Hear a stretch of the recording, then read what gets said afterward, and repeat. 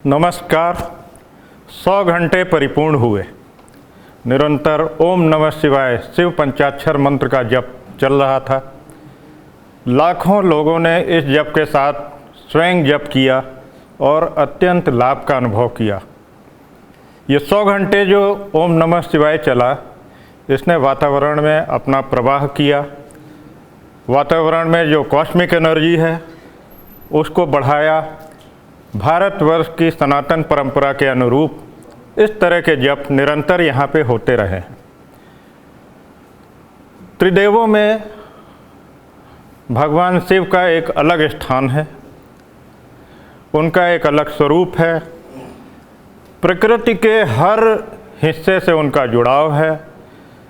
सभी वनस्पतियाँ, सभी जीव जंतु, सभी तरह के गोचर अगोचर, गम्य अगम्य सभी उनकी शरण में हैं। उनके साथ चलने वाला वो समूह,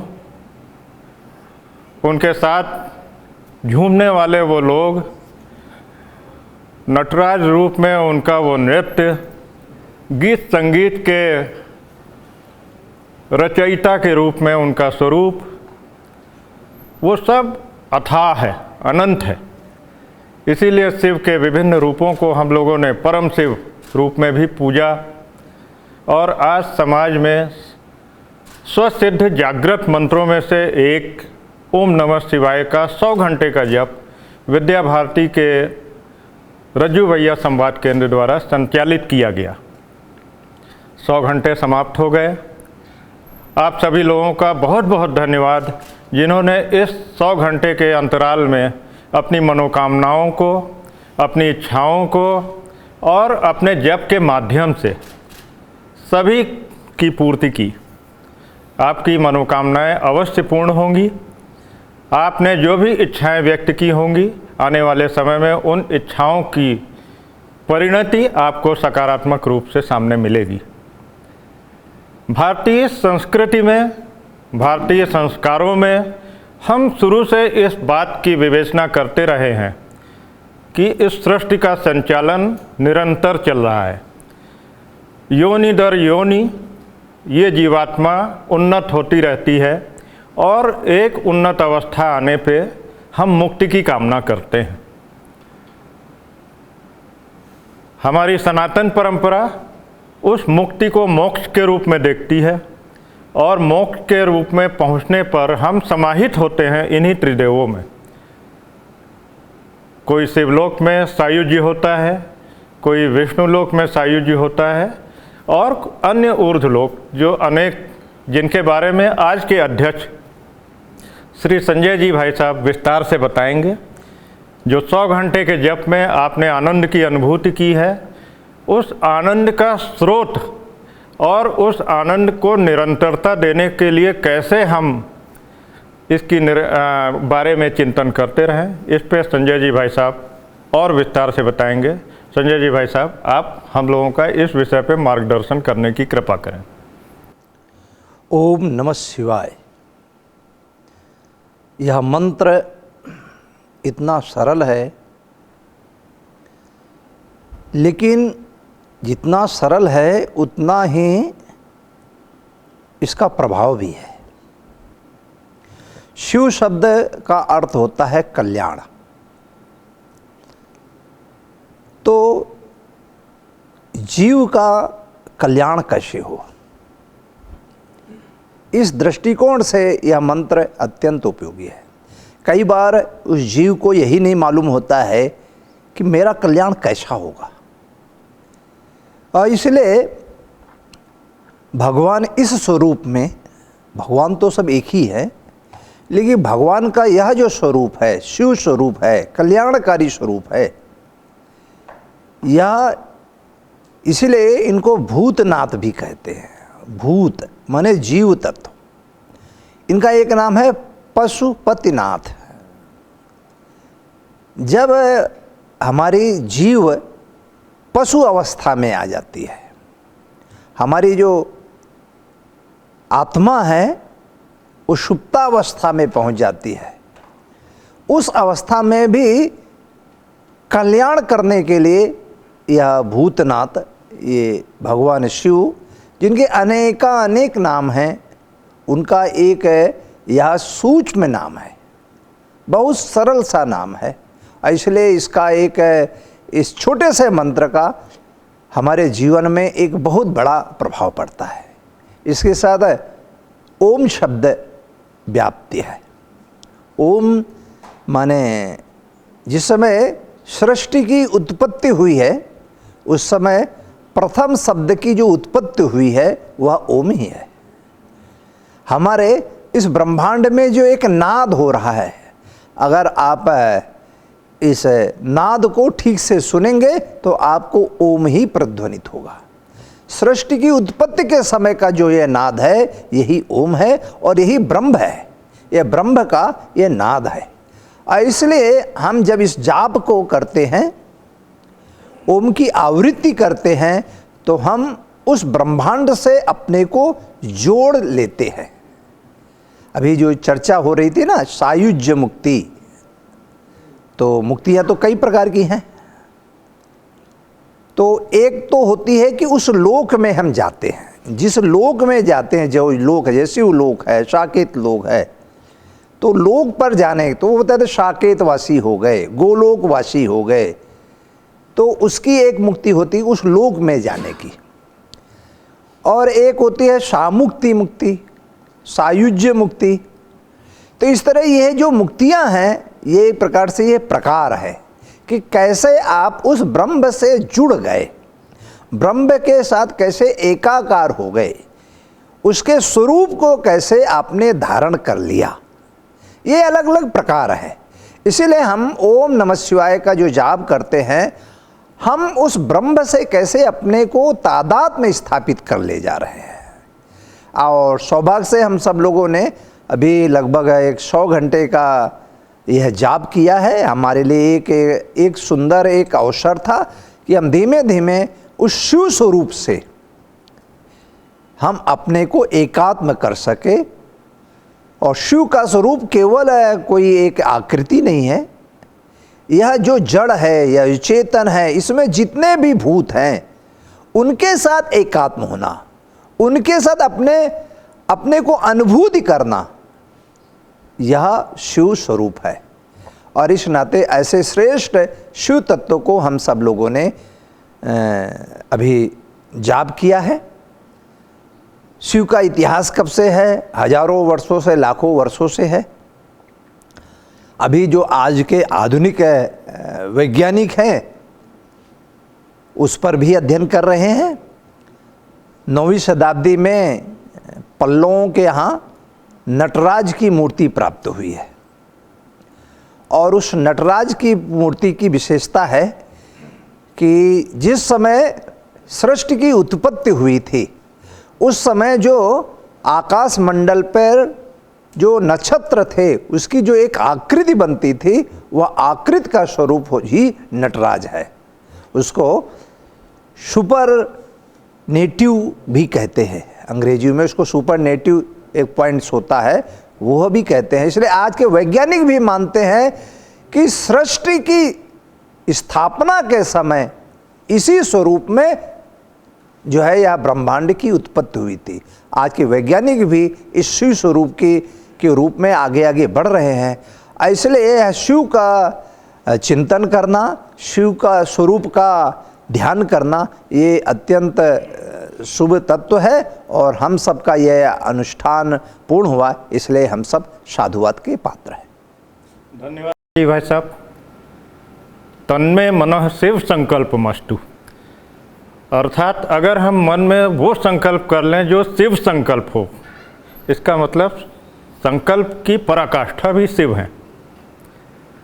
ऐसे संकल्पों के साथ में 100 घंटे का 7 घंटात्मक जो जप हम लोगों ने किया, जो विद्या भारती के अभिभावकों ने, बच्चों ने इसमें निरंतर जप को पुष्ट किया, उससे इस महामारी के आपदा काल में देश को लाभ होगा, प्रदेश को लाभ होगा और पुनः एक बार महामारी के दौर से निकल के भारतवर्ष एक अच्छे सकारात्मक स्वरूप में लोगों के बीच में उन्नति देते हुए आगे बढ़ेगा।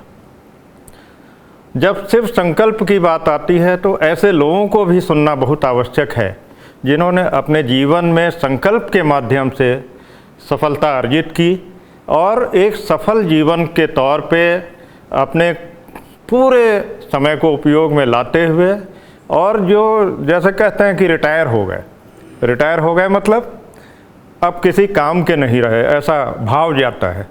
लेकिन ऐसे लोग भी हैं जो जब रिटायर हुए तो कई गुना ऊर्जा के साथ आगे आए और समाज के लिए उन्होंने काम करना शुरू किया। यही हमारे शिव पंचाक्षर ओम नमः शिवाय का भी संकल्प है।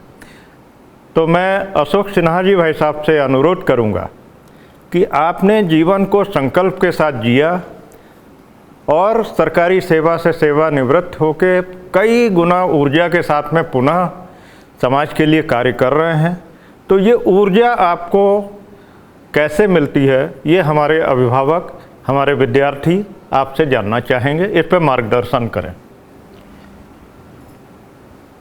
ओम नमः शिवाय का सीधा सीधा अर्थ है भगवान शिव को नमस्कार करना, उनकी प्रार्थना करना। 5 शब्दों से मिलकर के यह मंत्र पंचमंत्र कहा जाता है। इसमें एक बहुत बड़ा वैज्ञानिक गूढ़ तत्व छिपा हुआ है। ये जो 5 शब्द हैं, यह संपूर्ण जो ब्रह्मांड है, कॉस्मॉस जो है, इसके सभी तत्वों को वह प्रकट करता है, जिसे आप संक्षेप में रामायण में पढ़ते हैं, चित जल पावक गगन और समीर। यही 5 तत्वों का यह प्रतिनिधित्व करता है। पूरा ब्रह्मांड जो है कॉस्मॉस, वो 108 पदार्थों से बना हुआ है, एलिमेंट्स से बना हुआ है। और इसी कारण से सारे एलिमेंट इसके अंदर आ जाते हैं। तो संपूर्ण ब्रह्मांड का जो स्वरूप है वह शिवलिंग का स्वरूप है।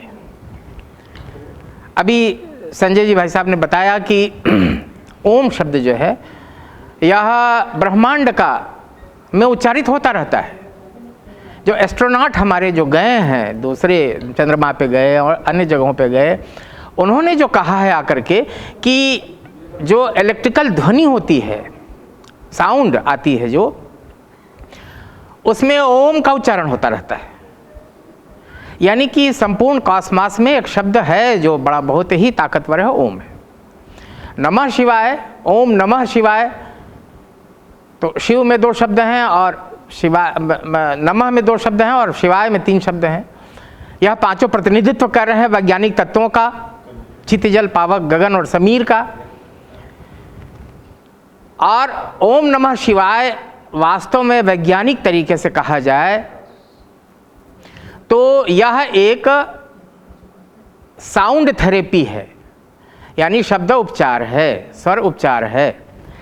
इसके जप करने से जो वैज्ञानिक लाभ हमारे शरीर को मिलता है, वह हमारे मेटाबॉलिज्म, हमारा जो अणु है, हमारा जो परमाणु है, इसको वह शुद्ध करता है।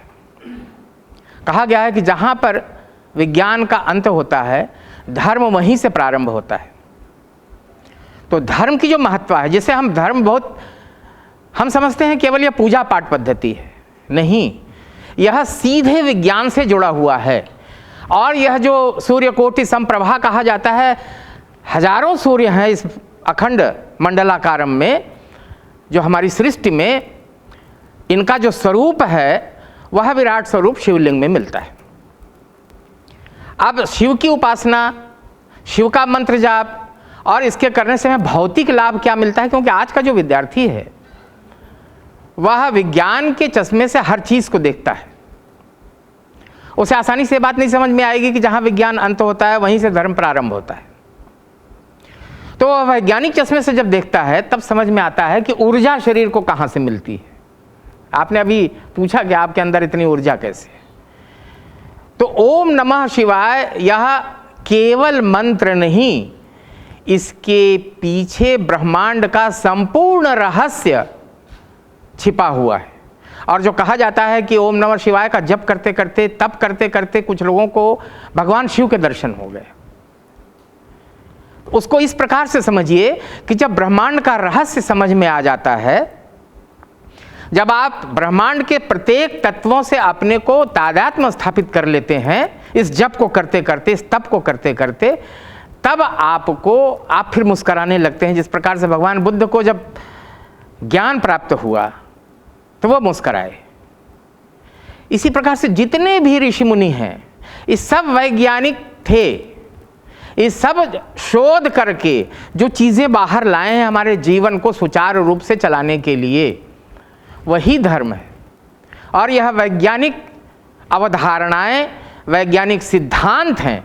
और इन्हीं लोगों ने यह निश्चित करके निकाला है कि ओम नमः शिवाय का जो मंत्र है, इसका जो जप है और इसके माध्यम से जो तपस्या है, वह संपूर्ण ब्रह्मांड को समझने का एक रहस्य है। मुझे स्मरण है कि हमारे परमाणु वैज्ञानिक होमी जहांगीर भाभा जी, उनकी मृत्यु हवाई जहाज में हुई थी जब आल्पस पर्वत से उनकी जहाज टकरा गया था। उसके पूर्व, उसके लगभग 2.5 वर्ष पूर्व वह काशी हिंदू विश्वविद्यालय में आए थे। और काशी हिंदू विश्वविद्यालय में उनका एक शब्द था, उच्चारण बड़ा अच्छा सा, कि यह जो परमाणु है, पहले तो अणु ढूंढा गया, फिर परमाणु ढूंढा गया, तो यह जो परमाणु तत्व है यह शिव तत्व है। हम लोग उसे समझ में नहीं आ रहा था कि एक वैज्ञानिक आदमी विज्ञान को धर्म से जोड़ करके कुछ शब्द उच्चारण कर रहा है, परंतु उन्होंने कहा नहीं, आप जिसे शिवलिंग समझते हैं, यह परम ऊर्जा, परम अणु का जो ऊर्जा स्वरूप है वही इसके अंदर है। और उन्होंने कहा कि हम जितने भी एटॉमिक सेंटर बनाते हैं, जहां पर हम परमाणु शक्ति को उससे शोध करके हम शक्ति का अर्जन करते हैं, उन सब का आकार शिवलिंग का बना हुआ है। और इसमें जो जल तत्व है वह, इसके अंदर अग्नि तत्व भी है, और अग्नि तत्व को ठंडा रखने के लिए जल तत्व की आवश्यकता होती है। इसीलिए कहा कि प्रत्येक शिवलिंग पर जलधरी चढ़ाई जाती है, जिससे कि पानी सदैव टपकता रहता है। उस समय हम लोग विद्यार्थी थे और बड़ा अच्छा लगा कि किस प्रकार से विज्ञान और धर्म का समन्वय स्थापित किया है एक परमाणु वैज्ञानिक ने। उन्होंने कहा कि यह जो परमाणु का रहस्य है, ओम नमः शिवाय के जप से आएगी। उन्होंने कहा इसमें छिपा हुआ यह तत्व, और जब भगवान के दर्शन होते हैं तो पूरा ब्रह्मांड का रहस्य प्रकट हो जाता है। हम तो वैज्ञानिक, उन्होंने कहा कि हम तो एक वैज्ञानिक हैं, हम तो एक छोटा सा शोध कर रहे हैं, इससे कई करोड़ों गुना अधिक रहस्य इस ब्रह्मांड में, कॉस्मॉस में छिपा हुआ है। और इसमें से हम इस मंत्र को जो बोलते हैं, इसका रहस्य, उन्होंने कहा मुझे पढ़कर के ज्ञान हुआ। यह जो यजुर्वेद है, यजुर्वेद में ओम नमः शिवाय मंत्र का रहस्य बताया गया है। तो एक वैज्ञानिक ने जब कहा तो हम लोगों को विज्ञान की दृष्टि से वो बात समझ में आ गई कि यह शिवलिंग क्या है। और सबसे अच्छा शिवलिंग उन्होंने कहा स्फटिक का शिवलिंग होता है, क्योंकि यह परमाणुओं के अपने संयोजन से बनता है। मनुष्य उससे शिवलिंग नहीं बनाता, वह स्वतः बनता है उस आकार में।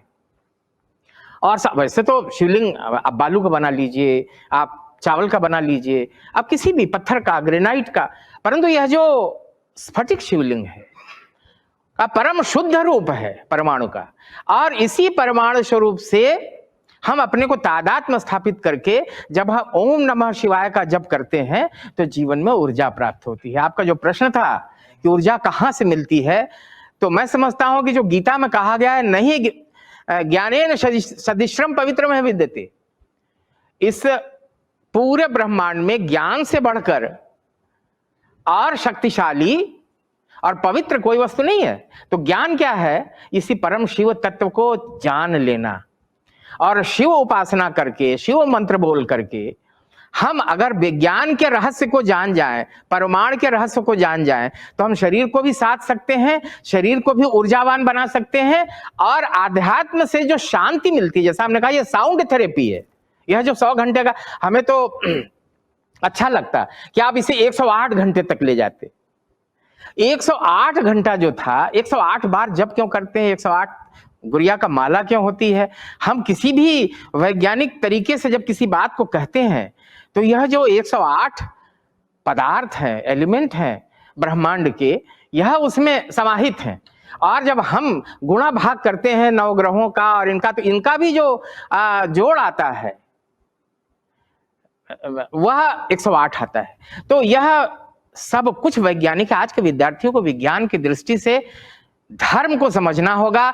धर्म कोई केवल उपासना पद्धति नहीं है, यह एक साक्षात वैज्ञानिक तथ्य है, रहस्य है। जितना हम समझेंगे उतना ही आनंदित होंगे। और जो इस ओम नमः शिवाय के जप से जो ऊर्जा मिलती है, वही ऊर्जा प्रत्येक व्यक्ति, प्रत्येक ब्रह्मांड में, प्रत्येक जो भी उपस्थित तत्व हैं, उन सबको वह ऊर्जा प्रदान करती है। ऊर्जा और पदार्थ, इन्हीं दोनों के संयोग से ही सृष्टि चलती है।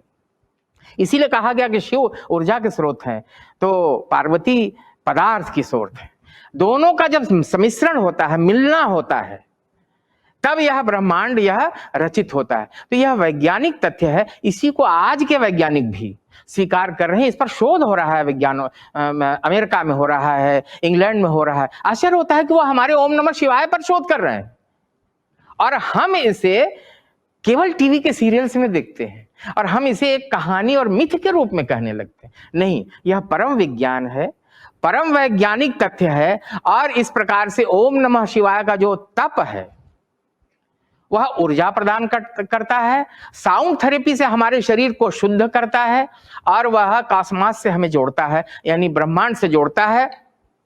शिव ही परम सत्य है, इसी देवों के देव महादेव, इसी में राम, इसी में कृष्ण, इसी में ब्रह्मा, इसी में विष्णु, यह सारे तत्व एक ही हैं, रूप भिन्न भिन्न है और सबका काम एक ही है। इस पूरे ब्रह्मांड की रचना इसलिए हुई है मनुष्य का कल्याण हो।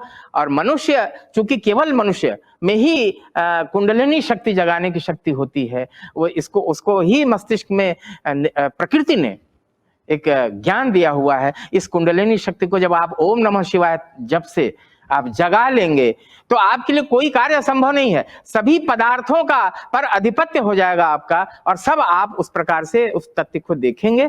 यही छोटा सा प्रयास करके, हम तो काशी के रहने वाले हैं और ओम नमः शिवाय वहां हर समय गूंजता रहता है। आप गलियों में गुजर जाए तब भी मिल जाता है यह मंत्र। लोग प्रणाम भी ओम नमः शिवाय करके करते हैं।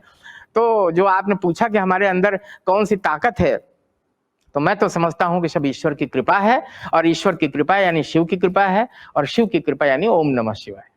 धन्यवाद अशोक जी भाई साहब। तो आपने समझा कि ये सब ओम नमः शिवाय की ही ऊर्जा है। इसी पंचाक्षर मंत्र के भूत भावन भगवान शिव की नगरी के वासी होने की वजह से आपको ये ऊर्जा मिलती है।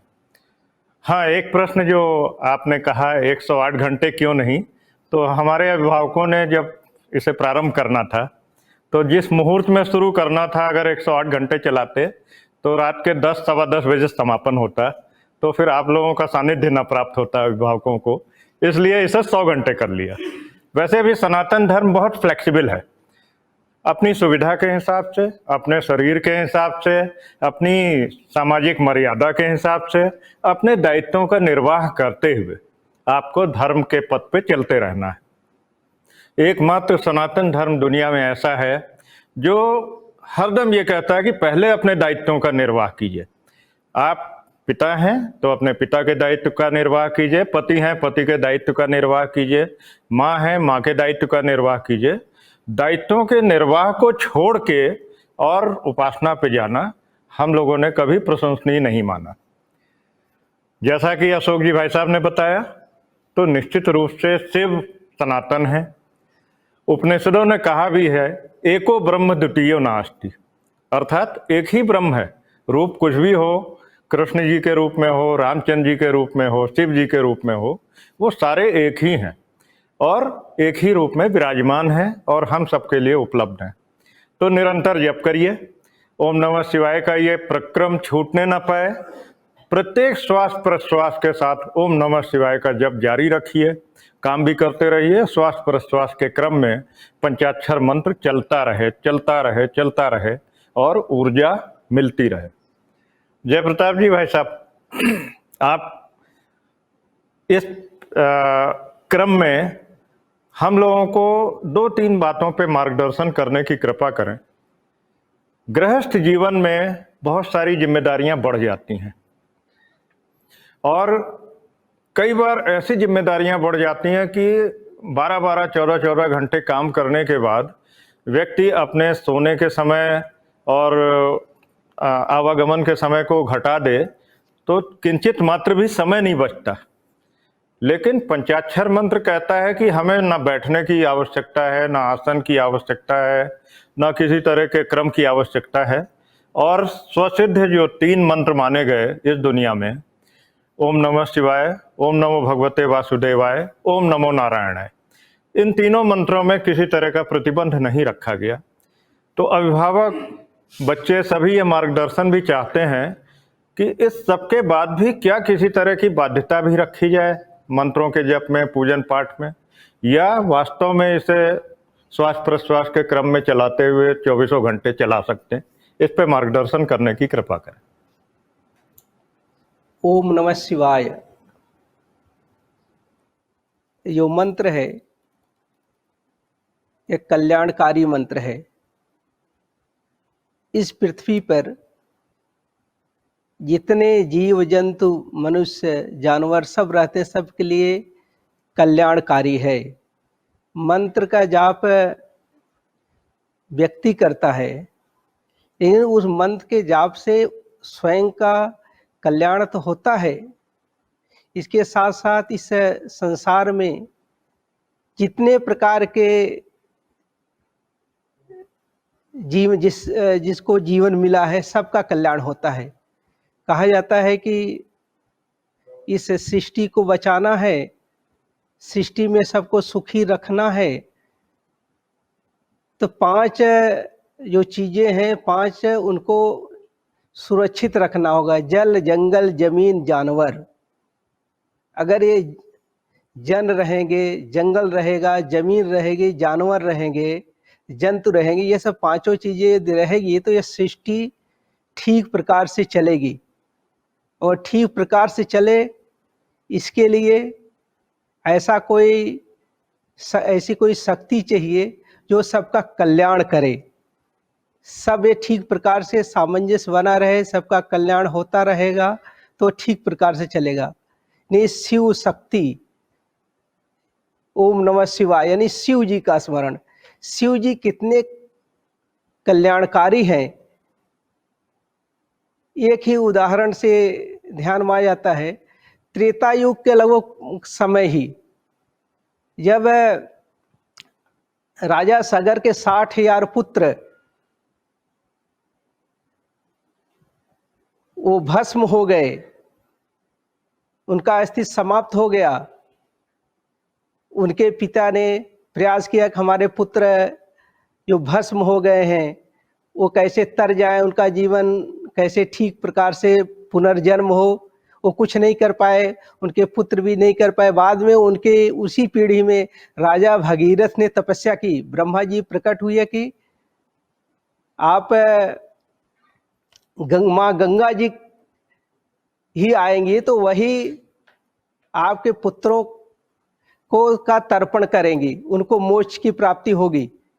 जब माँ गंगा जी तो स्वीकार कहे कि मैं पृथ्वी लोक पे आऊंगी, लेकिन उनका इतना वेग था तो उनको वेग कौन रोक सकता है। यह वेग को रोकने के लिए भगवान शिव की प्रार्थना हुई। भगवान शिव ने स्वीकार किया, मैं यह वेग को अवश्य रोकूंगा।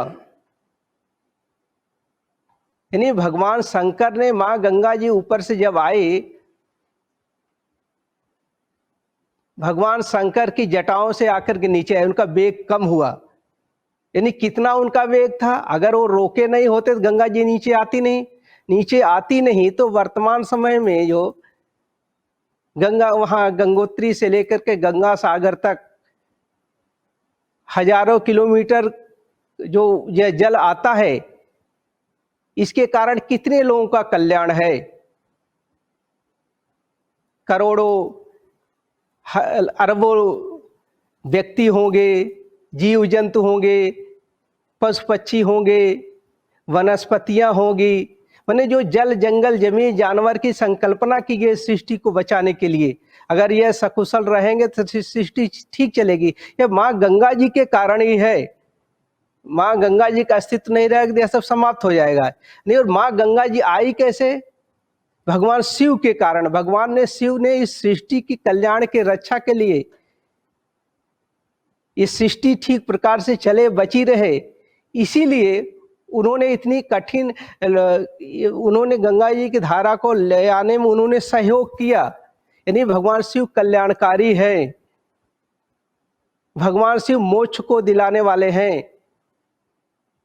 उसको भगवान शिव का लोग कहते हैं नाम लेने से व्यक्ति अंतिम समय में नाम ले लेता है तो उसको कल्याण की प्राप्ति होती है। अब काशी नगरी है, वहां पर प्रत्येक व्यक्ति बोलेंगे महादेव महादेव।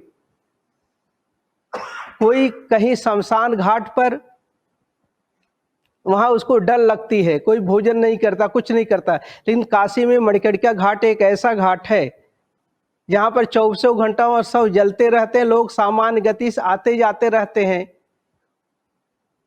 अन्य जगह लोग सब के आसपास जाते हैं कि हमको स्नान करने ना, हम अशुद्ध हो गए, यह डर लगेगा वह डर लगेगा। वहां कोई नहीं। यही नहीं, वहां पर होली खेली जाती भस्म से। होली जब होलिया मना उसके एक दिन पहले भस्म से होली खेली जाती है। जो सौ की राख रहती है उसी से एक दूसरे के लोग खूब होली खेलते हैं। यानी शिव शब्द कल्याणकारी, शिव शब्द जो है उनका नाम जो है यह कल्याणकारी है। यह प्रत्येक व्यक्ति के जीवन में अगर इसका उच्चारण करेगा, नियमित करेगा ओम नमः शिवाय का जाप, तो उसका जीवन सुखी होगा, उसका जीवन स्वस्थ सानंद होगा। और जीवन की संकल्पना है मोक्ष की प्राप्ति। प्रत्येक व्यक्ति धर्म अर्थ काम यह सब कुल प्राप्त होने के पश्चात यही कहता है भगवान हमको मोक्ष की प्राप्ति चाहिए, उसमें बड़ा सहभागी होगा।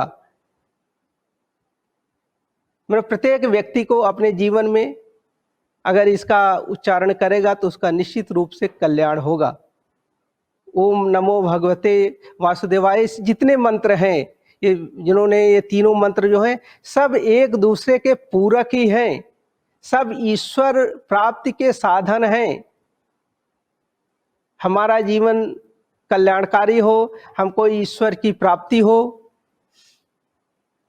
इसीलिए ये तीनों मंत्र का कोई भी जिसको जो सुगम हो वह मंत्र का उच्चारण करे। इसमें कोई प्रतिबंध नहीं है। अपने हिंदू समाज में कोई कहीं भी है, किसी भी परिस्थितियों में है, उस मंत्र का उच्चारण कर सकता है। यदि यह करेंगे तो निश्चित रूप से जो यह संकल्पना लेकर के यह प्रक्रिया चल रही है, इसको हम लोगों को अपने जीवन में उतारना चाहिए। ओम नमः शिवाय मंत्र का नियमित जाप करना चाहिए। इससे हमारा जीवन सुखी और समृद्ध और जो मोक्ष की प्राप्ति की संकल्पना सब साकार होगी। इतना ही कहकर अपनी बात को विराम देते हैं। धन्यवाद जय प्रताप जी भाई साहब। तो जो भी अभिभावक इस परिचर्चा को देख रहे हैं, निरंतर पंचाक्षर मंत्र का जप करें। किसी भी तरह से कन्फ्यूजन में ना आए कि कहाँ करना चाहिए, कहाँ नहीं करना चाहिए, किस मुहूर्त में करे, किस मुहूर्त में नहीं करे, किसी भी तरह का कन्फ्यूजन नहीं। उपनिषदों में स्पष्ट रूप से कहा गया सच्चिदेकम ब्रह्म, जो सत्य है और निरंतर है वही ब्रह्म है। तो जो सत्य है वो सामने घटित हो रहा है, जो पूर्व में घटित हो चुका वो भी सत्य है। तो ये सब कुछ जो घटित हो रहा है, जो घटित हो चुका है, जो घटित होने वाला है, ये ब्रह्म का ही रूप है। और वही परब्रह्म परमेश्वर इन सभी रूपों को निरंतर आपके सामने चलाते हैं। तो पंचाक्षर मंत्र को दिन रात करिए और संभव हो सके तो अधिक से अधिक लोगों को प्रेरित करिए। और प्रेरणा इस रूप में कि सप्ताह में एक ही दिन सही सामूहिक रूप से भी पंचाक्षर मंत्र किया जाए। बहुत सारे धर्मों की बात करते हैं जब हम, तो उन्होंने अपने दिन सुनिश्चित कर लिए कि इस दिन विशेष पूजन। सनातन धर्म ने लिबर्टी दी और उस लिबर्टी का हम लोगों ने अलग अलग तरीके से उपयोग किया और सामूहिक पूजन के क्रम को बहुत सीमित कर दिया गया। तो अगर आप सब चाहें तो सप्ताह में एक दिन सुनिश्चित कर लीजिए, सामूहिक जप करिए और फिर देखिए कि लाभ कितने गुना बढ़ जाता है, कई गुना बढ़ेगा। संजय जी भाई साहब, जब बात होती है ब्रह्म की, जब बात होती है किसी भी तरह से जो अपने देवी देवताओं के कुल हैं उनकी, तो बात जरूर होती है द्वादश ज्योतिर्लिंगों की।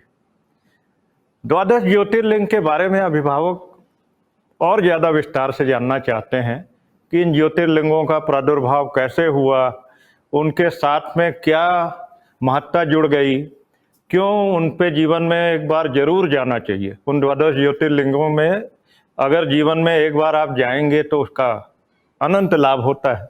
इन सब विषयों पे अभिभावकों का मार्गदर्शन करें। हमारे शास्त्रों में 12 ज्योतिर्लिंग, 51 शक्तिपीठ, 4 धाम, 11 गणपत्य ऐसे विधान हैं। अगर इसको हम अपने भारतवर्ष के मानचित्र पर देखेंगे तो रामेश्वरम सबसे दक्षिण में है और सबसे ऊपर उत्तराखंड में आपको जो है केदारनाथ मिलेंगे। माने ऊपर से नीचे तक की एक यात्रा है। 12 ज्योतिर्लिंग में हर एक के महात्म की अलग कथा है, सबकी एक अलग कथा है। और जितनी भी कथाएं हैं वो हमको एक प्रकार का एक संदेश ही देती है और सबकी, इसलिए सबका संदेश हमारे लिए आवश्यक है। कोई एक का संदेश कहेंगे तो अच्छा नहीं लगेगा।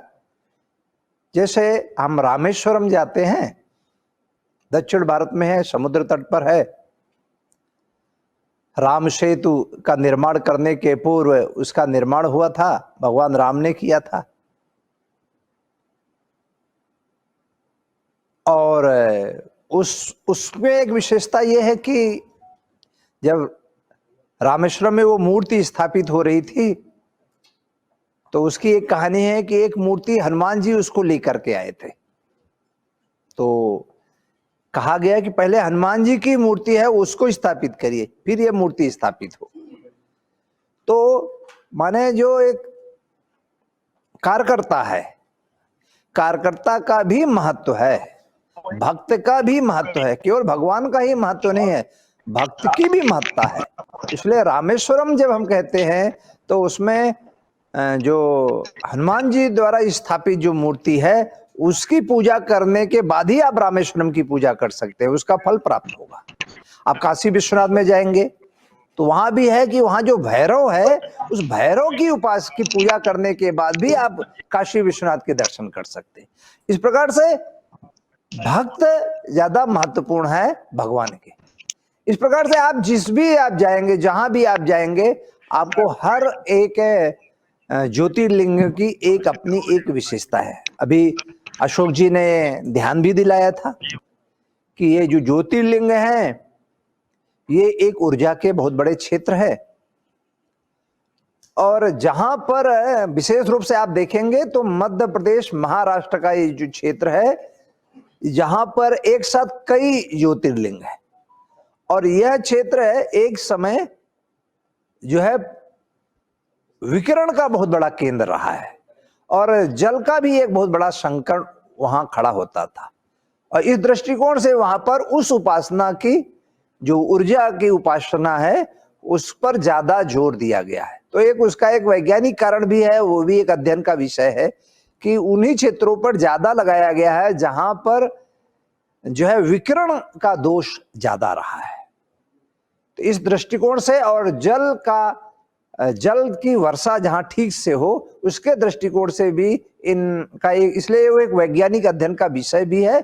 और उसके माध्यम से हम ये जो भी आप देखेंगे, जो है 51 शक्तिपीठ को आप जाएंगे, चाहे आप चारों धाम को जाएंगे, चाहे आप 11 गणपत्य को जाएंगे, ये सबको देखने के बाद आप ध्यान में आएंगे कि हम पूरे भारत का दर्शन करने की एक अभिलाषा होती है।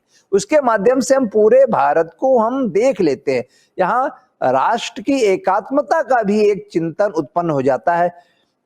और राष्ट्र की एकात्मता का मतलब है केवल वहां का स्थान का दर्शन नहीं है, वहां के समाज का दर्शन है, वहां के समाज के व्यवहार, रीति रिवाज, इसका भी अध्ययन है। उनके वेश को हम देखते हैं और उस वेश के साथ अपने को एकात्म की अनुभूति करते हैं।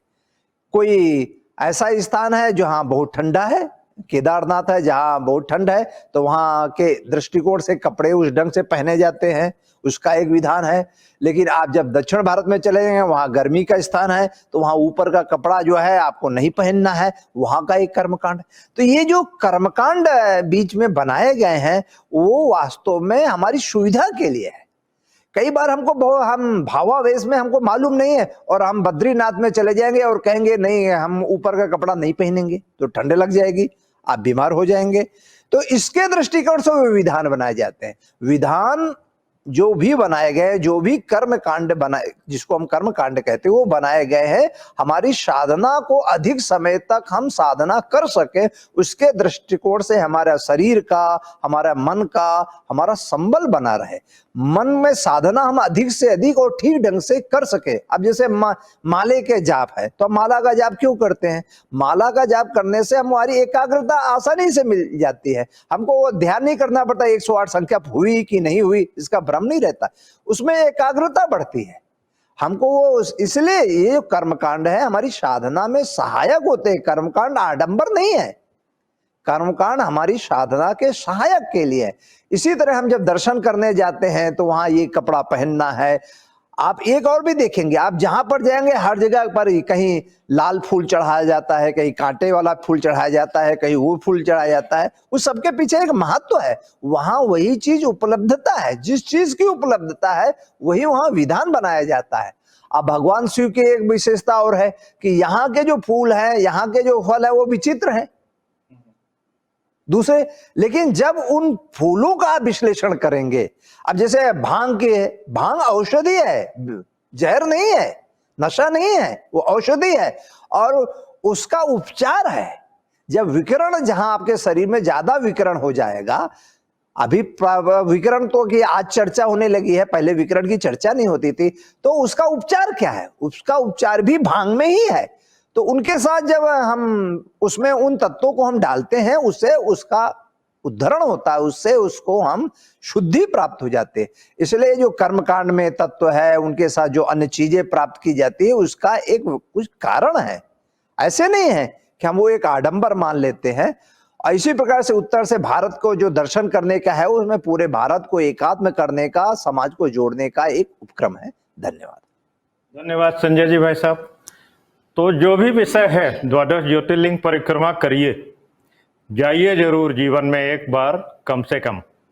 अनेकानेक बार जाने की भी आवश्यकता नहीं, एक बार जरूर जाइए, लेकिन वहाँ के पूरे कस्टम्स का पालन करिए। जो वहाँ पे पूजा कराई जाए उसको जरूर करिए, जो वहाँ की खाद्य सामग्री हो उसका जरूर सेवन करिए, क्योंकि जितने विभिन्न वातावरण, विभिन्न रंग रूप, विभिन्न तरह के परिवेश जो भी आप अनुपालन करेंगे, वो सब आपको जीवन में ऊर्जा देते हैं और आपको विराट की तरफ ले जाते हैं। कई बार हम अपने को महत्वपूर्ण मानने लगते हैं और वही अहंकार है। हम सोचते हैं हमने जो समझ लिया, हमने जो सीख लिया वही सत्य है, और यही अहंकार हम लोगों को समाप्त कर देता है। उसी अहंकार में फंस के हम अपने जीवन को कष्टमय कर लेते हैं और विराट को पहचानने में चूक जाते हैं। एक विषय हरदम रहा कि ब्रह्म कौन है। बार बार ये विषय ढूंढा गया और हमारे ऋषि मुनियों ने उसका भी जवाब दिया। उन्होंने कहा कि वो ब्रह्म मैं ही हूँ, अहम ब्रह्मास्मि। तो अशोक जी भाई साहब, हमारे भावक इस विषय को भी समझना चाहते हैं कि अहम ब्रह्मास्मि जब आप सकारात्मक रूप से सोचते हैं तो आप ढूंढते हैं अपने अंदर के ब्रह्म को, और फिर उस ब्रह्म को आप तादाद में देते हैं उस पर ब्रह्म से, और अपने को जुड़ा हुआ पाते हैं उस पर ब्रह्म से। लेकिन जब हम अहम ब्रह्मास्मि में अहंकार युक्त हो जाते हैं तो हम सामने वाले से दुर्व्यवहार करने लगते हैं, हम अपने से छोटे का उत्पीड़न करने लगते हैं, तो समाज बिगड़ जाता है। तो इसमें अभिभावक मार्गदर्शन चाहते हैं कि उस अहम ब्रह्मास्मि को सहज रहते हुए कैसे हम अपने को ब्रह्म से कनेक्ट कर पाएं, इस पे मार्गदर्शन करें। मैंने जैसा पहले बताया था कि जो ऋषि मुनि हमारे थे, जो अरण्य संस्कृति से निकले थे, उस समय जो रिसर्च करते थे वो जीवन के बारे में, ब्रह्मांड के बारे में, उसका निचोड़ उन्होंने बाहर रखा। उसी में से कहा गया कि यत पिंडे तत् ब्रह्मांडे, जो हमारे अंदर है वही पूरे कॉस्मॉस में है, पूरे ब्रह्मांड में है, पूरे सृष्टि में है। सृष्टि के ही तत्वों से मैं बना हूं। इसलिए यदि आपको ब्रह्मांड का अध्ययन करना है, ब्रह्मांड के रहस्य को समझना है, जैसे भगवान दर्शन कहते हैं ना, ईश्वर ने दर्शन दे दिया, तो जब आप इस रहस्य को जान जाएंगे तब आपको यह लगेगा कि जो हमारे अंदर है वही ब्रह्मांड में है। और इस प्रकार से यदि ब्रह्मांड का अध्ययन करना है तो स्वयं को देखो, स्वयं का अध्ययन करो, अपने अंदर ही उन तत्वों को ढूंढिए जिसको हम बाहर पाना चाहते हैं। सुख अगर हम पाना चाहते हैं तो अंदर सुख है, बाहर नहीं है। बचपन में 15 अगस्त 26 जनवरी को लड्डू मिलते थे 4, तो भोजन उसको जबान पर रखने पे इतना सुखद अनुभूति होती थी कि मैं उसको इन शब्दों में व्यक्त करता हूं, जैसे लगता था कि कोई सुख का द्वार है, ढप से सर पे खुलता है और फिर ढप से बंद हो जाता है। इतना बढ़िया अनुभूति होती। मगर वही आज अवस्था प्राप्त करने के बाद 15-15 हजार 20-20 हजार किलो की मिठाइयां भी खाने पर वो आनंद नहीं आता। यानी सुख मिठाई में नहीं है, सुख अंदर है। और हम जिन तत्वों से मिल करके बने हैं, पंचरचित यह अधम शरीरा कहते हैं, इसी शरीर में सुख है। इसलिए आपको अपने अंदर उस सुख को ढूंढना पड़ेगा। और इस सुख को ढूंढने के लिए आत्मचिंतन, तपस्या, ध्यान और शरीर को शुद्ध रखने की विधियां, जिसको भाई साहब कर्मकांड के बारे में कह रहे थे, इन विधियों को ऋतु स्थान के अनुसार हमें पालन करना पड़ेगा और तभी हम उसको प्राप्त कर सकेंगे। यह जो व्यवहार है यह अज्ञानता का परिचायक है। जब हम दुर्व्यवहार करते हैं, ज्ञानी हो जाएंगे तो हम तो मुस्कुराने लगेंगे, हम तो परम संतुष्ट नजर आएंगे। और जब परम संतुष्ट किसी व्यक्ति से बात करिए तो आप देखिए, आप उत्तेजित नहीं हो सकते उससे बात करके। उससे आप कोई प्रश्न पूछिए, वो इस प्रकार का उत्तर देगा जिससे कि आपको आत्मसंतुष्टि, जिज्ञासा शांत होगी। फिर झगड़ा काहे का, फिर दुर्व्यवहार क्यों? तो यह अज्ञानता का परिचायक है कि हम दुर्व्यवहार करते हैं और अपने ऊपर गर्व करने लगते हैं। आज तक कोई भी व्यक्ति यह नहीं दावा कर सकता कि हम संपूर्ण ब्रह्मांड को जान लिए हैं और हम सर्वज्ञ हैं, सर्वज्ञानी हैं, जहां यह भाव पैदा हुआ शरीर में। अर्थात कहीं ना कहीं कमी है, तपस्या में कमी है, चिंतन में कमी है, बुद्धि में कमी है और आत्मज्ञान में कमी है। जब यह हो जाएगा तो आप सबको यत पिंडे तद ब्रह्मांडे, जो उसके अंदर अंश है वही हमारे अंदर है। यह भाव जब हम इस रहस्य को जान जाएंगे, वैज्ञानिकों के द्वारा शोध करने के पश्चात जो यह ज्ञान हमें दिया गया है, जब आप इसको जान जाएंगे, यत पिंडे तद ब्रह्मांडे, फिर आप यह जो दंगे हो रहे हैं, यह जो अलग अलग राष्ट्रीयता की बात हो रही है, अलग अलग देशों की बात हो रही है, अलग अलग लोगों के वर्चस्व की बात हो रही है, कोई कहता है अमेरिका वर्चस्व रखेगा, कोई कहता है ऑस्ट्रेलिया वर्चस्व रखेगा, कोई कहता है चीन वर्चस्व रखेगा, यह सब अज्ञानता के परिचायक हैं। इसलिए कि हमने आत्मशोध नहीं किया है, आत्मज्ञान प्राप्त नहीं किया है और इसमें कमी रह गई। हम बाहर की दुनिया को ही दुनिया समझ रहे हैं और इसी को कहा गया है धर्म। धर्म एक ही है, वह सनातन धर्म है। वह अनादिकाल से, कब प्रारंभ हुआ कुछ पता नहीं। जैसे जंगल है, तो जंगल का कब पेड़ कब लगा, किसने लगाया, किसने उसको पानी दिया, किसने बीज नीचे गिराया, कब और कब कौन देखरेख करता, कोई माली नहीं है। इस सनातन धर्म का कोई माली नहीं। यह एक सनातन का अनादिकाल से चला आ रहा एक जीवन पद्धति है, जिसको अब सुप्रीम कोर्ट ने यह घोषणा की है या निर्णय दिया, टिप्पणी की है कि Hinduism is a way of life. यह जीवन पद्धति है, यह जीवन सुखी जीवन जीने की एक कला है। इसलिए मैंने कहा धर्म तो एक ही है। इसीलिए बाकी पंथ मजहब रिलीजन है, परंतु धर्म एक है, वो है सनातन धर्म। और इसी में सारे रहस्य छिपे हुए हैं। जिस दिन इस रहस्य को हम अपने आत्मचिंतन से तपस्या करके, हम ज्ञान प्राप्त करके जान जाएंगे कि आपके अंदर भी वही अंश है, वही दूसरे लोगों के अंदर भी वही अंश है, वही चाहे वो ईसाई धर्म हो, चाहे इस्लाम धर्म हो, चाहे वो हिंदू धर्म के मानने वाले लोग हो, सबके अंदर जब आप एक पिंड देखने लगेंगे, एक ही आत्मा का वास देखने लगेंगे, तो फिर दुर्व्यवहार, वर्चस्व रखने का घमंड, अहम, यह सब समाप्त होंगे। और जिन ऋषि मुनियों को ऐसा आत्मज्ञान प्राप्त हुआ है, उनके आप चरित्र को देखें। उनके दधीच ने अपनी हड्डी ही दान कर दी।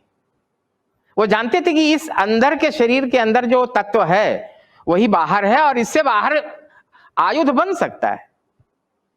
तो इस कारण से जो जितने भी ऋषि मुनि जिन्होंने आत्म तत्व प्राप्त कर लिया, जिन्होंने भगवान के दर्शन कर लिया, वह सब निश्चित रूप से कल्याणकारी होते हैं। उनके बात से, उनके व्यवहार से, उनके उठने बैठने से कल्याण झलकता है।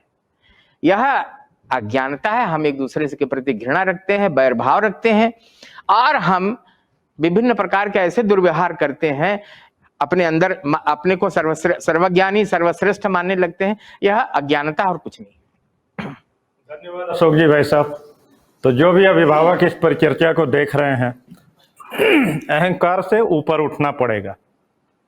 आप निरंतर ओम नमः शिवाय का जप करिए, शिव जी में अपने को तल्लीन करिए, परम शिव में अपने को समाहित करिए, अपने अंदर उन्हीं का स्वरूप झांकिए। और जैसा अशोक जी भाई साहब ने बोला, जितना ही आप अंदर और अंदर और अंदर अनुसंधान करेंगे अपने में, वैसी ही सृष्टि आपको दिखने लगेगी। ईश्वर ने हम पे भरोसा नहीं किया है। फिजियोलॉजी, जो आज का आधुनिक शरीर विज्ञान है, वो कहता है कि मनुष्य को सिर्फ 11% निर्णय करने की शक्ति दी गई है। हमें आपको ये शक्ति नहीं दी ईश्वर ने कि हम तय करें कि हमारा हृदय कब धड़केगा। हमें ये शक्ति नहीं दी ईश्वर ने कि वो हम निर्णय करें कि हमारे शरीर में नसों में खून कब चलेगा। उन्होंने ये निर्णय करने की शक्ति नहीं दी कि हम किडनी कब चलेगी, इस पे निर्णय करें। हमारे हाथ पैर चलने पे उन्होंने नियंत्रण दे दिया, हमारे सोचने पे नियंत्रण दे दिया, नेत्र पे नियंत्रण दे दिया, लेकिन बाकी पे नहीं दिया। तो ये जो 89% पे नियंत्रण नहीं दिया, ये ईश्वर ने इसीलिए नहीं दिया क्योंकि वो जानते थे कि मनुष्य अहंकारी है, मनुष्य अहंकार में कुछ भी कर सकता है। और फिर उनकी संरचना, ईश्वर की दृष्टि में मनुष्य उसकी सबसे बड़ी संरचना है। आज भी सारे ग्रंथ ये कहते हैं कि मनुष्य योनि सर्वश्रेष्ठ योनि है, मनुष्य की रचना सबसे बड़ी रचना है। लेकिन ये रचना अभी पूर्ण नहीं होने पाई है। हमें निरंतर पंचाक्षर मंत्र का जप करना है और अपने को पूर्णता की तरफ ले जाना है, जिससे ईश्वर हम पे भरोसा करें और हमारे अपने ही शरीर पे नियंत्रण बढ़ाए। बाहर आप झांकेंगे तो जैसा अशोक जी भाई साहब ने कहा, पूरी प्रकृति स्वतः संचालित है, कुछ भी नहीं चिंता करना। चिड़िया भी दिन का दाना खा के इकट्ठा नहीं करती है, उसको मालूम है ईश्वर देंगे और शाम का दाना उसे फिर मिलेगा। तो राजेंद्र बाबू जी, आप परिचर्चा में आ गए, इसके लिए बहुत बहुत धन्यवाद। जीवन भर आपने शिक्षण कार्य ही के लिए अपना समय दिया। प्रत्येक बच्चे में हम लोग शिवत्व की स्थापना करते हैं। जब बच्चा विद्यालय में आता है तो हमारे लिए वो शिव स्वरूप होता है। जब वो घर में जाता है तो उसके माँ बाप की उम्मीद होती है कि विद्यालय से वो अच्छे गुण, अच्छे संस्कार, अच्छी पद्धति, अच्छे विचार लेके आ रहा है। तो ये जो शिवत्व की स्थापना हम करते हैं प्रत्येक बालक बालिका के अंदर, अभिभावक ये जानना चाहते हैं कि उसका सही स्वरूप क्या हो, जिससे जो विद्यालय से वो लेके आते हैं उसको हम लोग और अधिक बढ़ा सकें, इसमें मार्गदर्शन करने की कृपा करें। ओम नमः शिवाय। ये 100 घंटे का जो जप है ये शक्ति प्रदान करने वाला है। और स्कूल में जो बच्चा है इसको हमने शिव के रूप में, राम के रूप में, कृष्ण के रूप में देखा है। ईश्वर अंश जीव अविनाशी, हर जीव में उस परमात्मा का अंश है। और जो बालक है, जो वो बालक के अंदर तो वो तो कोरा कागज है, कोरी स्लेट है। और जब वो विद्यालय के अंदर आता है, अपने गुरु की शरण में आता है, तो फिर गुरु के रूप में जो विद्यालय के अंदर जो हमारा आचार्य है, वो आचार्य उस बालक को उस शिव शक्ति के रूप में जब पाता है तो वो भी अपने को धन्य पाता है। क्योंकि उस बालक को आगे बढ़ कर के, आगे चल कर के और उसको इस स्वरूप में आना है। आगे बढ़ कर के धर्म की स्थापना तो है, लेकिन उसके अक्षुण्ण बने रहने की शक्ति उसके अंदर आ जाए, उस बालक के अंदर।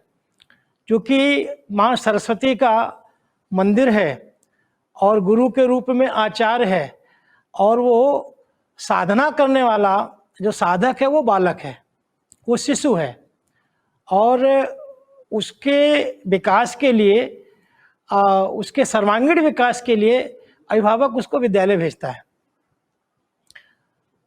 3 शक्तियां हैं, हम सब जानते हैं, आप सब भी जानते हैं। ब्रह्मा, विष्णु, महेश। एक सृष्टि के रचयिता हैं और दूसरे उस सृष्टि का पालन करने वाले हैं। और जो तीसरे शिव हैं, जिनको भोलेनाथ कहा गया है, बहुत भोले हैं। ठीक उस छोटे से बालक की तरह, छोटे बच्चे की तरह भोले हैं वो। अंदर और बाहर, जो अंदर है वही बाहर है, जो बाहर है वो उसके अंदर है, बच्चे के अंदर। ऐसे भोलेनाथ जो तीसरी शक्ति है, जो जिसको महाशक्ति कहा गया है, इसको देवादि देव कहा गया है। और रामचरितमानस में भी ये कहा गया है कि शिवद्रोही मम दास कहा, गोस्वामी तुलसीदास जी ने लिखा। अर्थात शिव शक्ति और वो परम शक्ति है, लेकिन एक दूसरे के पूरक हैं। ये शक्तियाँ एक दूसरे के पूरक स्वरूप में वो काम करती हैं। और उस स्वरूप में उस बालक को हमें निर्मित करना है, उस बालक को हमें बनाना है। तो उसके लिए बालक के अंदर का जो आत्म तत्व है वो कैसे जागृत हो। बालक घर से जब, परिवार से जब स्कूल आता है, विद्यालय आता है, तो अपने गुरु की शरण में आता है। और जब जाता है तो फिर अपने माता पिता की शरण में आता है। वैसे तो माँ को प्रथम शिक्षिका या प्रथम गुरु कहा गया है, लेकिन दूसरा गुरु विद्यालय के अंदर जो हमारा आचार्य है वो है। वो अच्छे और बुरे का भेद बताता है, करना क्या नहीं करना ये बताता है। यही अपेक्षा अभिभावक को रहती है कि बच्चा हमारा स्कूल जाएगा तो ज्ञान तो प्राप्त करेगा, लेकिन उस ज्ञान को अपने विवेक के माध्यम से नीर और क्षीर की तरह, उस हंस की तरह विवेकवान बनेगा। अच्छा और बुरा क्या है इसको निर्णय लेने की उसके अंदर शक्ति होगी, उसकी क्षमता बढ़ेगी, और वो बालक उस प्रकार से तैयार भी होता है। जैसे मैंने कहा, भोलेनाथ हैं, बालक की तरह भोले हैं। उस छोटे से बालक से अगर आप कुछ पूछें तो कोई चीज़ छुपाता नहीं है। ऐसे ही ये भी कुछ छुपाते नहीं है अपने पास। इनको अगर सच्चे मन से कोई भी याद करे, और कोई बहुत इनको मनाने के लिए, इनको पाने के लिए बहुत अधिक आडंबर की आवश्यकता नहीं है। एक बार अगर आप सच्चे मन से उनको याद कर लें, उनका नाम एक बार ओम नमः शिवाय हृदय से अगर आप बोल लें, तो एक बार बोला हुआ ओम नमः शिवाय वो आवाज़ वहाँ पहुँचती है। लेकिन आपका भाव क्या है? आप जो जाप कर रहे हैं उसके पीछे कोई स्वार्थ तो नहीं है। आप निस्वार्थ भाव से उनको याद करें तो वो दौड़े चले आएंगे। अनेक ऐसे उदाहरण मिलते हैं, अनेक उदाहरण ग्रंथों में हैं। एक मंदिर, उसमें भगवान भोले शंकर का शिवलिंग और ऊपर टंगा हुआ घंटा, जिसकी प्रतिध्वनि भी ओम नमः शिवाय ऐसी सुनाई पड़ती है। और एक चोर पहुंचता है और वो घंटे को चुराने के लिए, तो घंटा बहुत ऊंचाई पर होता है, तो वो सोचता है कि इसको कैसे निकाला जाए, तो वो शिवलिंग के ऊपर चढ़ कर के उसको उतारने लगता है। और उसी में भगवान भोलेनाथ प्रसन्न हो जाते हैं। भोले है ना, कि देखो सभी तो फूल चढ़ाते हैं, दूध चढ़ाते हैं, भांग चढ़ाते हैं, धतूरा चढ़ाते हैं, जल चढ़ाते हैं, ये तो व्यक्ति स्वयं ही चढ़ गया है और वो उपस्थित हो गए, भाई आपने समर्पित कर दिया है, अपने आप को समर्पित किया है। ऐसे ही वो जो बालक है जो विद्यालय के अंदर आता है, गुरु के प्रति वो समर्पित होता है और वो गुरु भी उसी प्रकार से शिव रूप में उसको अधिक से अधिक अच्छा बनाने का प्रयास करता है। उस कुम्हार की तरह, जिस तरह से कुम्हार उस बर्तन को बनाता है तो वो सोचता है कि इतना सुंदर बने, ये भी गुरु की वही कल्पना है। गुरु कुम्हार शिष्य कुंभ है, गड़गड़ काढ़े खोट, ऐसा करके अंदर हाथ सराह के बाहर मारे चोट, ऐसा करके जो बोला गया है गुरु और शिष्य के बारे में। ऐसे ही भक्त और भगवान के बारे में कहा गया है कि वो भक्त भगवान के प्रति कितना समर्पित है। भगवान तो दोनों हाथ फैलाए उस भक्त को स्वीकार करने के लिए तैयार है, किंतु भक्त का समर्पण कितना है। ऐसे और भी उदाहरण मिलते हैं ग्रंथों के अंदर, वेदों के अंदर। ये हम जानते हैं कि शिव की उपासना बहुत सरल है, बहुत अधिक नियम कानून नहीं है। जिस रूप में चाहे, जब चाहे, जैसे चाहे, आपके पास पत्ती है वही चढ़ा दीजिए आप, आपके पास जल है वही चढ़ा दीजिए आप, लेकिन श्रद्धा चाहिए।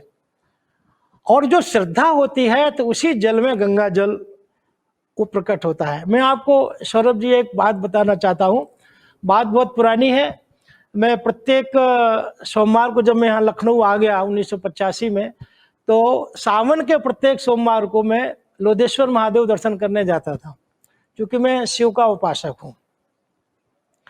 तो ये जो शक्ति है ये कैसे रक्षा करती है, तो सोमवार, सावन के सोमवार में इतनी अधिक भीड़ थी उस मंदिर के अंदर, लोधेश्वर महादेव बाराबंकी में है, तो मैं भी उसी भीड़ में जल चढ़ाने के लिए और भीड़ में गया। तो चारों तरफ से खूब दबा कस के, किसी के हाथ से एक गंगा जल की कांच की बोतल टूटी और वो नीचे गिरी होगी, और उसी भीड़ में ओम नमः शिवाय हर हर महादेव बोलते हुए जैसे धक्का लगता था, तो उस भीड़ में दबी हुई स्थिति में सांस लेने में जहां दिक्कत होती थी, हर हर महादेव के नारे से वो कहां से ऑक्सीजन प्राप्त होती थी कि 2 कदम आगे बढ़ जाते थे। उसी बीच में क्या होता है मेरे साथ कि जो टूटा हुआ कांच है, वो शीशी है, वो जमीन में पड़ी हुई है और मेरे पैर में धंसती है, बुरी तरह धंसती है। उसकी कसक, उसकी पीड़ा, उसकी वेदना मुझे अनुभव होती है कि आज तो पैर उस कांच से फट गया। और अंदर जब जाते हैं और भगवान को जब जल अर्पित करते हैं और बाहर निकलते हैं, तो ये देखते हैं कि मेरे पैर में कितना घाव हुआ होगा। आप आश्चर्य करेंगे, कुछ नहीं था। ये आखिर उसकी महिमा तो है, वो एक शक्ति है ना जो सब जगह व्याप्त है, उस भीड़ में भी व्याप्त है वो। ये मेरे साथ की बात है। तो ऐसा शिव का एक स्वरूप है, ये शिव शक्ति का एक स्वरूप है वो। अब हम उसको किस रूप में, उसको मैं आपको बताना चाहूंगा कि 1984 में ऐसे ही मित्र में एक बात आ गई कि जो भीम एकादशी होती है, ज्येष्ठ में एकादशी जो पड़ती है ज्येष्ठ माह में, वो निर्जला एकादशी होती है 1984 में, पुरानी बात है। तो उसमें हमारे गांव के मित्रों ने कहा कि चलो एकादशी का व्रत रहा जाए। तो हम 5-10-12 लोग एकादशी का व्रत रहे। उसमें सौरभ जी बहुत, मैं अपने को ऐसा कुछ नहीं मानता हूं, लेकिन तभी से मैं शिव भक्त बना। एकादशी का मैंने जब व्रत किया तो निर्जला है, पानी भी नहीं पीना है। तो एक स्थिति ऐसी आई कि अब ऐसा लगा कि प्राण मेरे पखेरु हो जाएंगे। तो मैं जिस आश्रम में था, आश्रम में भगवान शंकर का मंदिर था, तो उसी में जाकर के मैंने उस शिव जी के पिंड को पकड़ करके बैठ गए। और मुझे लगता है कि रात का 2-2:30 बजा होगा। तो मुझे लगा कि दिन भर की जो तपस्या है शायद अब हमसे पूरी नहीं होगी। तो जब मैंने समर्पित कर दिया, तो उसी समय जो वहाँ के जो महात्मा थे इस मंदिर के, उन्होंने देखा कि ये व्याकुल है, तो मेरे ऊपर वो कई बाल्टी पानी वहाँ पर छोड़े। बेसुध जैसा हुआ, लेकिन वो जो शक्ति हमको मिली वो शक्ति से हमारा वो जो एकादशी का व्रत वो पूरा हुआ। लेकिन जो हमारे और 12-15 मित्र थे उन्होंने बीच में ही व्रत को तोड़ा। उस दिन से मुझे विश्वास ये हुआ कि शिव महान है। पहले मैं कृष्ण का उपासक था, ब्रज का रहने वाला हूं, तो कृष्ण की पूजा करता था। लेकिन उस दिन लगा कि नहीं, शिव की उपासना भी, ये शक्ति जो है वो बहुत अपार है। और उस दिन से 1984 से मैंने सोमवार का व्रत आजीवन रहूंगा, ऐसा उस मंदिर में मैंने व्रत ले लिया। और तब से उनकी ही कृपा है कि मैं 1984 से इस व्रत का पालन कर रहा हूं, उन्हीं की कृपा से। इतने भोले हैं वो। और साथ ही साथ ये भी मैं बताना चाह रहा हूं कि यदि कहीं गलती होती भी है तो आप उनको बता दीजिए, एक गलती हमसे हो गई। मैं तो सीधे बात करता हूं कि मुझसे गलती हुई है तो इसकी गलती मेरी गलती नहीं है, तो आप ही की है। क्यों आपने ऐसे हमसे काम कराया? लेकिन वो हमारी परीक्षा भी लेते हैं कि तुमने क्यों किया, तुम विवेकवान हो, तुम मनुष्य हो, तुम निर्णय करने वाले हो, तो ऐसा क्यों हुआ? लेकिन वो क्षमा भी कर देते हैं ठीक उसी प्रकार से। तो भोलेनाथ का जो सरलता है, इतनी सरल है वो, उनके अनेक नाम हैं, किसी भी रूप में पूजिए उस रूप में वो आपको मिलते हैं। और जो जिस बालक की आपने बात करी है, जो आज का बालक है वो भावी भारत है, वो एक घर का वो दीपक है, लेकिन भारत का वो आगे ले जाने वाला है भारत को, वो भविष्य है। वो एक व्यक्ति से परिवार, परिवार से समाज, समाज से राष्ट्र की कल्पना करने वाला वो बालक है। आप इसमें देखेंगे कि भगवान शिव जी का जो परिवार है विलक्षण परिवार है। और ये संदेश भी भगवान शिव के परिवार से पूरे समाज को मिलता है। भगवान जो शंकर हैं उनका जो वाहन है वो नंदी है, और माँ भगवती का वाहन शेर है। तो शेर और नंदी दोनों एक जगह आ जाए तो फिर शेर को तो दावत मिली, लेकिन ऐसा नहीं होता है। भगवान जो गणेश भगवान है उनका चूहा है, मूसक है, और भगवान शिव के गले में सर्प लपटे हुए हैं। इन दोनों को आप देखिए, जन्मजात है उनकी दुश्मनी, लेकिन वहां कुछ नहीं चलता है। और इसी तरह से कार्तिकेय भगवान का वाहन मोर है, और मोर सर्प उनका आहार है। लेकिन उस परिवार में सभी लोग रहते हैं, बहुत आनंद के साथ रहते हैं। कहीं भी कोई किसी को दुख देने वाला नहीं है, कोई किसी को कष्ट देने वाला नहीं है। इतना सुंदर परिवार, अगर परिवार की संकल्पना करी जाए, क्योंकि हमारे अभिभावक भी इसको सुन रहे हैं, देख रहे हैं, समझ रहे हैं, अगर परिवार की कल्पना करी जाए तो भगवान शिव के परिवार की कल्पना कर सकते हैं। लेकिन कुल मिलाकर के वहां मुखिया कौन है? मुखिया भगवान शंकर है, भोलेनाथ हैं, देवादिदेव महादेव हैं।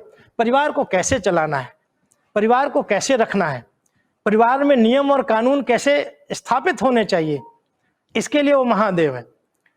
ऐसा परिवार का स्वरूप भी भगवान शिव का है, और उनकी जो शक्ति है वो अपार है। और इस मंत्र को जपने से जो शक्ति मिलती है, जो आनंद मिलता है, उस आनंद की अनुभूति से जो अपने को परमानंद की ओर ले जाने का प्रयास करता है, उस लोग हम बढ़ते भी हैं। तो ऐसे मंत्र को ये रज्जू भैया तकनीकी केंद्र से आदरणीय सौरभ जी के अथक प्रयास से, मैं तो इनको, चूंकि मैं शिव का उपासक हूँ इसलिए मैं इनको बहुत बहुत धन्यवाद भी नहीं दे सकता हूँ, आभार भी नहीं दे सकता हूँ, क्योंकि इन्होंने जिस पुनीत कार्य को किया है, ये 100 घंटे का जो जप है ये आपको स्मरण दिलाने के लिए है कि आगे भी इसको आप करते रहिए। और इस ओम नमः शिवाय के जाप से आप अपार शक्ति, अपार श्रद्धा भगवान के प्रति इसको प्राप्त करते रहिए। मोक्ष भी इन्हीं के द्वारा है, कर्मों के आधार पर परिणाम निकलने वाला है, उस परिणाम भी यहीं पर निर्णय होता है। तो ऐसे भूत भावन देवादिदेव महादेव भोलेनाथ शिव शंकर, कंकर कंकड़ में जहां शिव शंकर का वास है, अर्थात सब जगह व्याप्त है, सबके अंदर है, और जो चाहता है, जैसे चाहता है मिलना, वैसे उनको मिलते भी हैं। ऐसे बहुत सरल और भगवान शिव शंकर और उनका ये पंचाक्षरी मंत्र, इसको हम अपने जीवन में उतारें, अपने जीवन के साथ इसको ओतप्रोत करें। ये जगते सोते उठते बैठते ये अपने अंदर ये भाव रहे, और भोलेनाथ निश्चित रूप से हम सबका कल्याण करते ही हैं, कल्याण करेंगे। और बालक जो, जैसा मैंने कहा कि वो भारत का भविष्य है, उस पर भोलेनाथ की कृपा भी रहती है, और वो बालक इतना शिव स्वरूप में रहता है, प्रभु स्वरूप में रहता है कि उस पर प्रसन्न भी बहुत जल्दी होते हैं भगवान शंकर। और बड़ों के तो कहने क्या है, बड़े अगर थोड़ा बहुत क्रिया कर्मकांड भी करेंगे, कुछ गलती भी होगी, उनसे कुछ गलती भी हो जाएगी, वो अक्षम रहती है। तो बालक जब विद्यालय से परिवार में पहुंचता है, वो शिव रूप में पहुंचता है, और शिव रूप में वो भारत का भविष्य बनने वाला है, उस परिवार का भविष्य बनने वाला है, उस परिवार को आगे ले जाने वाला है। उस शिव शक्ति के रूप में उस बालक को हम सब देखते हैं। विद्यालय के अंदर वो बालक आता है, और हम जैसा चाहते हैं, आचार माने हम माने आचार, आचार जैसा चाहता है ऐसा उस बालक को बनाने का प्रयास करता है, और वो छोटा सा नन्हा सा बालक वो शिव की कृपा से उस प्रकार का बनता है। ऐसी कृपा भगवान शिव की हम सब पर बनी रहे, आप सब पर बनी रहे, और विश्व का कल्याण प्रभु से, शिव शंकर से होना है, हमारे भोलेनाथ से होना है। इतना ही। धन्यवाद राजेंद्र बाबू। तो जो भी अभिभावक इस परिचर्चा को देख रहे हैं, निश्चित रूप से समझ गए होंगे कि जिस शिवत्व की स्थापना विद्यालय में होती है, उसके पीछे मूल स्रोत राजेंद्र बाबू जैसे आचार्य हैं। इन आचार्यों ने अपने आप को समर्पित किया है, समाहित किया है, शिवत्व की तरफ बढ़े हैं और शिव जी को आत्मसात किया है, इसीलिए ये शिवत्व की स्थापना कर पाते हैं। आप भी अपने बच्चे को उसी रूप में उन्नत करना चाहते हैं तो आप पुनः शिव उपासना की तरफ लगे रहिए। ओम नमः शिवाय का निरंतर जप करते रहिए। आप जितना अपने को समुन्नत करते जाएंगे, जितना अपने आप को शिव तत्व में तल्लीन करते जाएंगे, विलीन करते जाएंगे, उतना ही आप अपने बच्चे के अंदर और शिवत्व की वृद्धि करने में सफल होंगे। कहा है, निजम निर्गुणम निर्विकल्पम निरीहम चिदाकाश महाकाश वासम भजे हम। चिदाकाश महाकाश मतलब आकाश जितना विराट दिखता है, उतने ही विराट शिव जी हैं। और निजम निर्गुणम अपने आप में निर्गुण है, तो आपको भी अपने आप में निर्गुण बनना पड़ेगा और उन्हीं की तरह विराट सोच, विराट दृष्टि, विराट कर्म और विराट चिंतन रखना पड़ेगा। संजय जी भाई साहब, आप अपने अध्यक्षीय उद्बोधन में हमारे अभिभावकों को और उन सभी भक्तों को जो इस शिव पंचाक्षर सत्य घंटात्मक मंत्र जप में निरंतर लगे रहे, उनको क्या संदेश देना चाहेंगे? भगवान शिव वास्तव में गुरु रूप में भी पूजे जाते हैं, जगत गुरु भी है।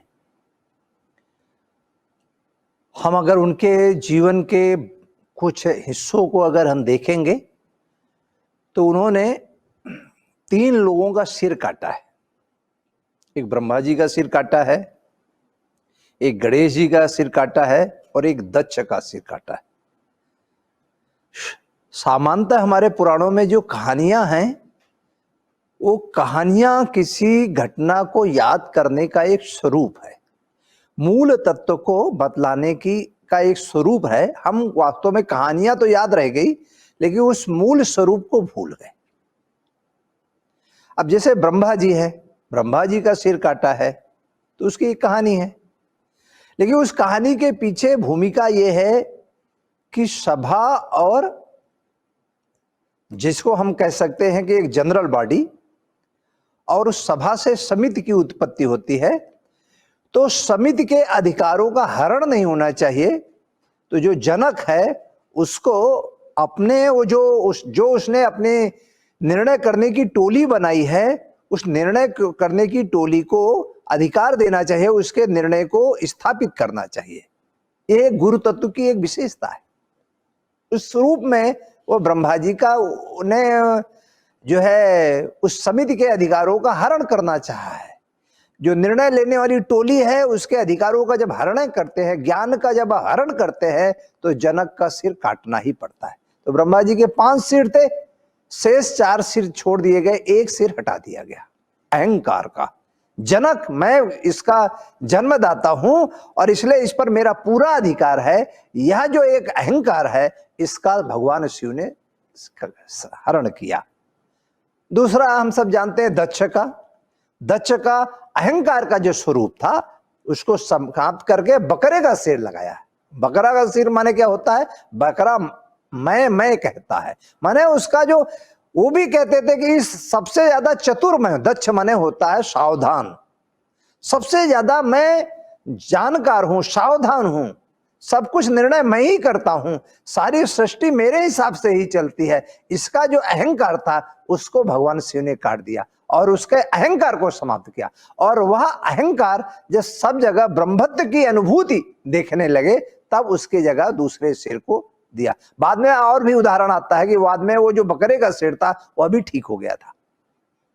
तीसरा स्वरूप जो आता है वो किसका है? गणेश जी का है। गणेश माने विवेक के प्रतीक, लेकिन वह विवेक जो जन्मा था वह बल का प्रतीक था, वह अपनी शक्ति का प्रदर्शन कर रहा था। भगवान शिव ने जो है, भगवान शिव किसके रूप में? विश्वास का रूप है।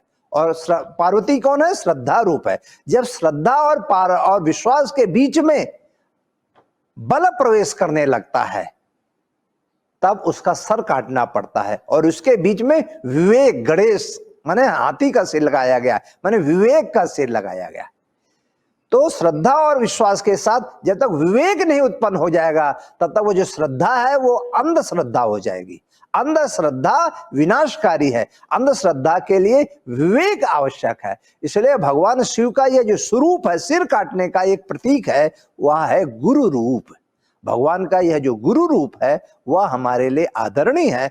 इसलिए भगवान शिव के जीवन को केवल कहानियों के रूप में आप मत पढ़िए, उस कहानियों के पीछे जो भाव है उस भाव का समझने की भी अगर हमने प्रयत्न किया तो वास्तव में शिव का जो एक व्यवहारिक स्वरूप है, जो एक कल्याणकारी स्वरूप है, वह हमारे सामने प्रकट होगा। मुझे लगता है इसकी भी आवश्यकता है। धन्यवाद संजय जी भाई साहब। तो जो भी अभिभावक इस परिचर्चा को देख रहे हैं, निश्चित रूप से और एकदम पक्के तौर पे संकल्प करें कि शिव उपासना को निरंतर जारी रखेंगे। आज की इस परिचर्चा में हमारे मार्गदर्शक श्री हेमचंद जी भाई साहब को भी जुड़ना था, लेकिन जोधपुर में होने की वजह से और वहाँ पे बारिश और नेटवर्क की प्रॉब्लम की वजह से हम लोगों को उनका मार्गदर्शन नहीं प्राप्त हो सका। आने वाली किसी अन्य परिचर्चा में वो मार्गदर्शन प्राप्त होगा। तब तक के लिए पुनः आप लोगों से अनुरोध है कि ये सतघंटात्मक ओम नमः शिवाय आपके जीवन का हिस्सा बना रहे। आपने जो भी मनोकामनाएं की होंगी वो सभी पूर्ण होंगी। जो इच्छाएं आपने व्यक्त की होंगी इस जप के दौरान वो आने वाले समय में आपको फलीभूत होती दिखेंगी। ईश्वर की आपके ऊपर कृपा होगी, परम शिव की आपके ऊपर कृपा होगी। ऐसे कितने भी अनुभव जो आपके साथ आएंगे आने वाले समय में, उन अनुभवों को आप हमें भी भेजिएगा, जिससे हम अन्य लोगों को आपके अनुभवों से प्रेरित करने की कोशिश करेंगे। इसी के साथ आज की परिचर्चा यहीं पे समाप्त करते हैं। धन्यवाद, नमस्कार।